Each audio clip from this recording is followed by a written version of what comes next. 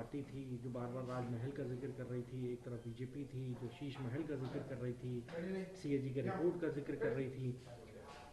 क्या चुनाव में शीश महल, राजमहल ये मुद्दा है?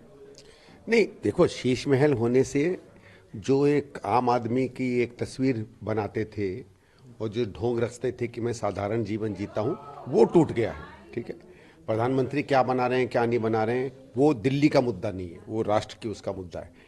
हम भी उस तरीके की कोई आलीशान घर के साथ में नहीं है, लेकिन उसके कोई डिटेल हमारे पास नहीं है।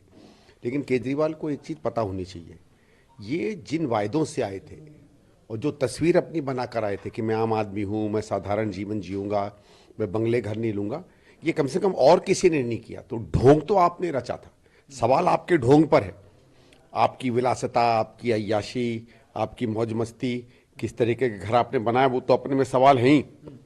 लेकिन सबसे खराब ये है कि आपने जो ढोंग रचा है, जो आपने जनता का बेवकूफ़ बनाया है, जो आम आदमी साधारण आदमी बनने का आपने एक ढोंग रचा है, सवाल उस पर उठता है।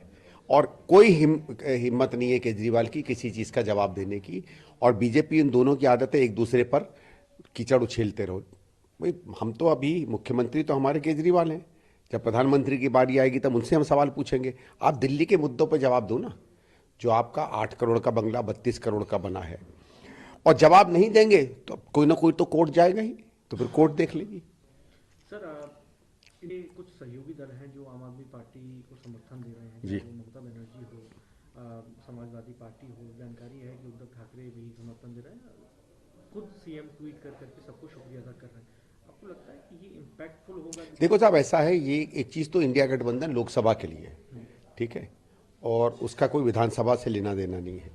और सपा या तृणमूल का दिल्ली में क्या असर है, मतलब जैसे कल को मैं आपसे कहूं कि ऑस्ट्रेलिया के इलेक्शन में मैं एक पक्ष को सपोर्ट कर रहा हूं, तो जितना मेरा इम्पैक्ट ऑस्ट्रेलिया में पड़ेगा उतना ही समाजवादी पार्टी या तृणमूल का दिल्ली में पड़ेगा।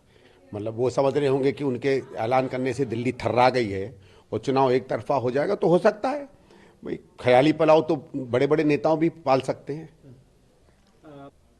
चुनाव आयोग को बार बार जो है सीएम आतिशी चिट्ठी लिख रही हैं कि भैया मिलने का समय दीजिए, आपको मिलने से ऐतराज़ क्यों है। आज भी उन्होंने एक पत्र लिखा कि बहुत बड़ा मसला है, हमें बात करनी है, मुलाकात का समय दीजिए। कैसे आप उनके इस कदम को देख रहे हैं? भाई देखिए, आतिशी जी ने कुछ समय पहले तो खबर आई थी कि धमकाया था अधिकारियों को। इलेक्शन कमीशन के एक अधिकारी ने खुद कहा है कि इन्होंने मुझे धमकाया, इन्होंने मुझसे गलत काम कराने की। तो आतिशी जी क्या उसके लिए कुछ सफाई देने जा रही हैं? मेरा तो यह है कि आप अपनी ही सरकार के और अपनी ही इलेक्शन कमीशन के अधिकारियों को धमका रहे हो। ठीक है, आपको क्या मिलना है क्या नहीं मिलना मिलिए, और इलेक्शन कमीशन को भी पार्टी डेलीगेशन से मिलना चाहिए।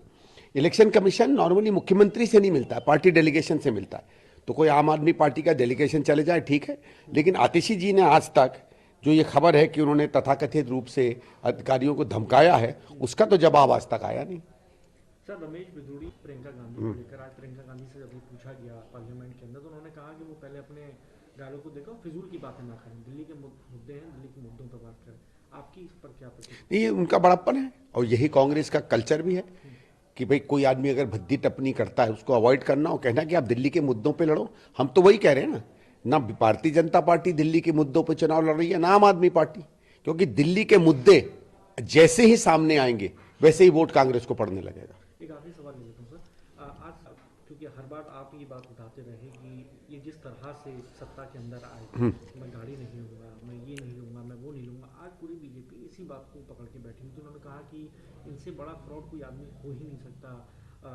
इन्होंने तो कहा था कि हम गाड़ी नहीं लेंगे, इन्होंने तो कहा था कि हम बंगला नहीं लेंगे। आज बीजेपी इस बात को दोहरा रही है, आपका क्या स्टैंड है? क्या बीजेपी आपकी बातों को कैप्चर करके चुनाव में? वो भाई, हम तो ये बात बहुत पहले से कह रहे हैं। मैं तो ये फैक्ट की ये ढोंगी है, मैं तो 2013-14 से कह रहा हूं। 12-13 में जब मैं इसके साथ लोकपाल के लिए चर्चा करता था तो कई बार मैंने टेलीविजन में कहा कि आदमी झूठ बोलता है। उस समय कोई विश्वास नहीं करता था क्योंकि लोग बड़े मंत्रमुग्ध थे। भारतीय जनता पार्टी के नेता मुझसे आके कहते थे बड़ा कमाल का आदमी है। मैंने तो उस समय भी कहा कि ढोंगी है, संभल के रहना। पर ठीक है साहब, अनुभव होता है। आज उनको लग रहा है कि नहीं, ये तो बहुत भाई हर हद से आगे निकल गया है। भारतीय जनता पार्टी की दिक्कत क्या है, वो इतना ज़्यादा उन लोगों को सपोर्ट करते हैं जिन कारण से वो और जगहों पे सरकारें बनाने लगे। और केजरीवाल ने इतनी मदद की है बीजेपी की कि केजरीवाल का सच देखने में उनको 10 साल लग गए।